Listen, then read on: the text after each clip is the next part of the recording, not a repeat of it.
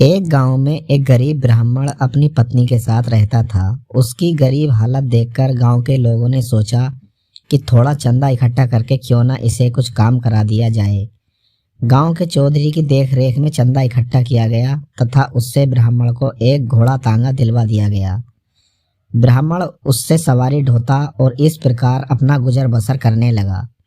एक दिन सुबह जब ब्राह्मण शहर से गांव की तरफ लौट रहा था तो उसे दो सवारियां मिली। उनमें से एक सरकारी विभाग में अमीन व दूसरा उसका चपरासी था। उन्होंने ब्राह्मण से पूछा, क्या तुम्हारा तांगा खाली है? अगर खाली है तो गांव में जाना है, वहां का क्या लोगे? ब्राह्मण ने कहा कि खाली है और अमीन साहब से वहां के 5 रुपए लूंगा और चपरासी से 2 रुपए। अमीन ने कहा कि ऐसा क्यों? इस पर ब्राह्मण ने कहा कि चपरासी की आमदनी कम है और आपकी ज़्यादा, इसलिए उससे किराया कम लूंगा और आपसे ज़्यादा। सौदा तय हो गया। सफ़र करीब 10 किलोमीटर का था। दोनों तांगे में बैठ गए और चल दिए। चपरासी काफ़ी बुजुर्ग था। ब्राह्मण ने चपरासी से कहा कि चपरासी साहब, आप काफ़ी बुजुर्ग हैं, कृपया अपने अनुभव के आधार पर कोई ऐसा किस्सा सुनाएं जो जीवन में काम आए। चपरासी ने कहा कि एक अनुभव का 1 रुपया लूंगा। ब्राह्मण ने कहा, ठीक है, सुनाओ। उसने सोचा कि सफ़र कटेगा और 1 रुपया कम मिलेगा तो कोई बात नहीं, 3 रुपये तो अमीन साहब से फालतू लेने ही हैं। चपरासी ने कहा कि सुनो, अपने मन की या ऐसी कोई बात जिसे आप छिपा कर रखना चाहते हैं उसे कभी भी अपनी पत्नी को मत बताना। ब्राह्मण ने कहा, आगे? चपरासी ने कहा, बात खत्म हो गई और सुननी है तो उसका 1 रुपया और लगेगा। ब्राह्मण ने सोचा, अभी तो अमीन साहब के 2 रुपये और बचे हैं, क्यों ना एक बात और सुन ली जाए। उसने कहा, ठीक है, सुनाओ। चपरासी ने कहा कि जिस बात को 4 आदमी कहें उसे मान लेना चाहिए। ब्राह्मण ने पूछा, आगे? चपरासी ने कहा, बात खत्म हो गई। अगली बात के लिए अगर 1 रुपया और देने के लिए सहमत हो तो सुनाऊं। ब्राह्मण ने कहा, ठीक है, सुनाओ। चपरासी ने कहा, मुर्दे को कंधा देना चाहिए, वह कुछ दूर उसके साथ चलना चाहिए। ब्राह्मण समझ गया कि चपरासी साहब की बात खत्म हो गई है और अब अगली बात सुनी तो उसका 1 रुपया और लगेगा, जो मूल किराए में से जाएगा। इसके बाद ब्राह्मण ने और कोई बात सुनने को नहीं कहा। उन दोनों सवारियों को उतारकर ब्राह्मण अपने घर पहुंचा।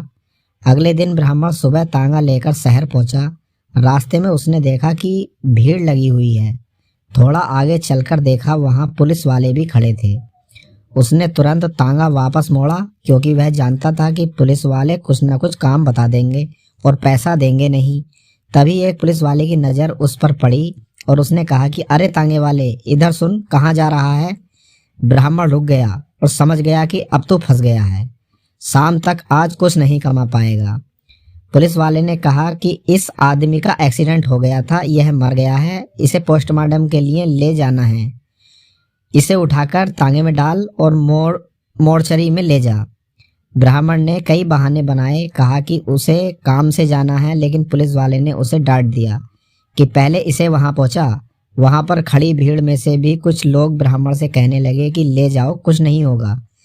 ब्राह्मण को डर था कि पुलिस का मामला है, कहीं उल्टा उसे ही न फंसा दें। फिर ब्राह्मण को चपरासी की बात याद आई कि जब 4 लोग कहें तो बात मान लेनी चाहिए। उसने सोचा कि आज फंस तो गए ही हैं, क्यों ना चपरासी की बातें आजमा ली जाएं। ब्राह्मण ने मन को समझाया और मृतक को उठाकर तांगे में डाला और चल दिया।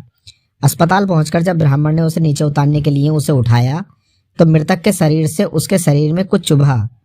ब्राह्मण ने टटोल कर देखा तो मृतक की अंटी में एक थैली थी जिससे सोने के सिक्के तथा मोहरें थी। ब्राह्मण ने उन्हें निकाल लिया। वह अपने घर आ गया। कुछ दिन तक ब्राह्मण चुपचाप अपना तांगा चलाता रहा। वह गुजारा करता रहा, लेकिन वह जानता था कि अगर तूने इस धन का इस्तेमाल किया तो लोग उससे चिढ़ने लगेंगे और पीछे पड़ जाएंगे कि उसके पास इतना धन कहाँ से आया। कहाँ तो वह भूखा मरता था। उसने यह बात अपनी पत्नी को भी नहीं बताई, क्योंकि चपरासी की बात उसे याद थी। कुछ दिन बाद ब्राह्मण ने अपनी झोंपड़ी की जगह एक पक्का मकान बनाया और आराम से रहने लगा।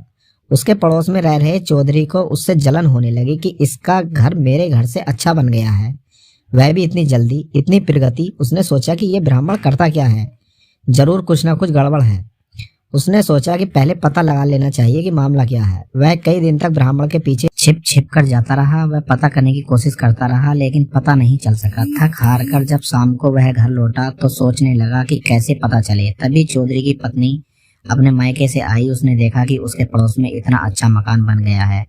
जब उसे पता चला कि यह ब्राह्मण का मकान है तो उसे भी जलन हुई। वह आकर चौधरी पर लाल पीली हुई कि सुबह से शाम तक 2 किलो तंबाकू हुक्के में भरकर लोगों को पिलाते हो, कुछ करते न धरते हो। देखो ब्राह्मण ने कितनी जल्दी इतनी तरक्की की है कि क्यों ना तुम भी शहर जाकर कोई काम करो। चौधरी ने अपनी पत्नी से कहा कि वह खुद परेशान है। कई दिन कोशिश की लेकिन पता नहीं चल सका कि ब्राह्मण आखिर करता क्या है। उसकी पत्नी ने कहा ठीक है, यह मैं पता करके बताऊंगी। अगले दिन जैसे ही ब्राह्मण तांगा लेकर घर से निकला, चौधरी की पत्नी तुरंत ब्राह्मण के घर पहुंच गई और ब्राह्मण की पत्नी की झूठी तारीफ कर उसे रिझाने लगी कि बहन, तुम्हारे कुंडल बहुत अच्छे हैं, तुम्हारे गले में यह हार बहुत सुंदर लग रहा है, तुम्हारी साड़ी बहुत अच्छी है। इतनी तारीफ सुनकर ब्राह्मण की पत्नी फूली नहीं समा रही थी। बस फिर क्या था, उसने चौधरी की पत्नी को बिठाया और कहा बैठो बहन, तुम तो दिखाई ही नहीं देती हो, यह तो तुम्हारा ही घर है, आती रहा करो। अच्छा बताओ क्या खाओगी। फिर ब्राह्मण की पत्नी दूध ले आई और दोनों दूध पीते पीते बातें करने लगी। तब चौधरी की पत्नी ने धीरे से कहा अगर तुम बुरा ना मानो तो बहन एक बात कहूँ। ब्राह्मण की पत्नी ने कहा कहो, अपनों का भी कोई बुरा मानता है। बस फिर क्या था, चौधरी की पत्नी ने शुरू कर दिया खेल। उसने कहा देखो तुम्हारे पास सारे सुख हैं सिर्फ एक चीज छोड़कर। उसने पूछा क्या। चौधरी की पत्नी ने कहा कि तुम्हारे पति तुम्हें अपनी बातें नहीं बताते कि वो क्या करते हैं, कैसे पैसा कमाते हैं, और हमारे चौधरी मुझसे पूछे बगैर कोई काम नहीं करते और शाम को आते ही 1-1 मिनट का हिसाब देते हैं। ब्राह्मण की पत्नी ने कहा चिंता ना करो बहन, आज से मेरे पति भी 1-1 मिनट का हिसाब देंगे।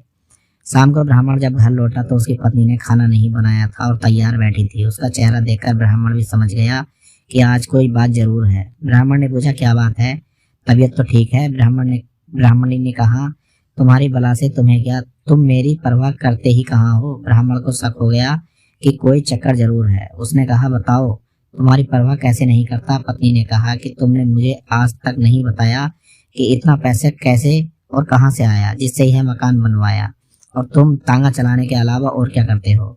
अब ब्राह्मण का शक यकीन में बदल गया कि जरूर कोई मेरी असलियत मेरी पत्नी के जरिए जानना चाहता है, लेकिन उसे चपरासी की बात याद थी। उसने कहा पूछो क्या पूछना चाहती हो।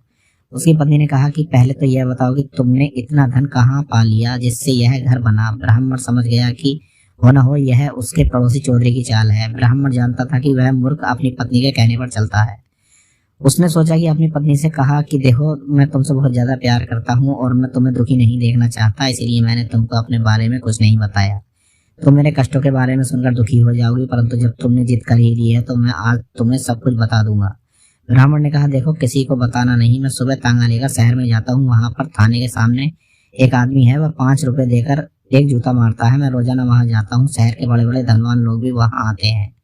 बहुत लंबी लाइन लगी रहती है, मैं भी उस लाइन में लग जाता हूँ और 50 जूते लगवाता हूँ। तो थोड़ी देर आराम करने के बाद फिर लाइन में लग जाता हूँ और फिर 50 जूते लगवाता हूँ। इसी तरह से 500 रुपए प्रतिदिन कमाकर इकट्ठा किया है ये सब धन। पत्नी ने सोचा कि मैं भी कितनी मूर्ख हूँ कि मेरा पति कितनी मेहनत करके आया और मैंने उसके लिए खाना भी नहीं बनाया। ब्राह्मण मन ही मन खुश था कि चौधरी को अब जरूर सबक मिलेगा। ब्राह्मण जल्दी से खाना खाकर सोने का बहाना कर लेट गया। उसकी पत्नी तुरंत चौधरी के घर पहुंची और सारी बात बताकर कहने लगी मेरे पति मुझसे कोई बात नहीं छिपाते। चौधरी की पत्नी ने कहा सच कहती हो बहन, तुम बड़ी नसीब वाली हो। शाम को चौधरी घर आया। उसकी पत्नी ने आते ही सारी बात बताई और कहा कि तुम तो शरीर में भी ब्राह्मण से ठीक हो। वह एक बार में 50 जूते लगवाता, तुम तो 100 लगवा सकते हो। अब तो हम भी जल्दी ही पैसे वाले बन जाओगे। दोनों इसी तरह की बातें करते करते सो गए। सुबह उठकर चौधरी की पत्नी ने खाना बनाया और कपड़े में लपेटकर चौधरी के हाथ में दे दिया और कहा कि जाओ तुम भी देख के आओ। चौधरी बाजार खुलने के समय से पहले ही शहर पहुंच गया और थाने के सामने पहुंचकर उस आदमी को तलाशने लगा। चौधरी को यह डर था कि लाइन ज्यादा लंबी न लग जाए, इसीलिए वह इधर उधर देख रहा था। उसने थाने की दीवार के ऊपर से थाने के अंदर झांक कर देखा तो 2-3 बार ऐसा करने पर थाने में खड़े संतरी को उस पर शक हुआ और उसे बुलाकर उससे पूछा क्या बात है तथा उसकी तलाशी ली। चौधरी ने बताया कि मैं भी उस गांव का चौधरी हूँ और यहाँ कोई आदमी 5 रुपए देकर जूता मारता है, मैं भी उसके पास जूते लगवाने आया हूँ।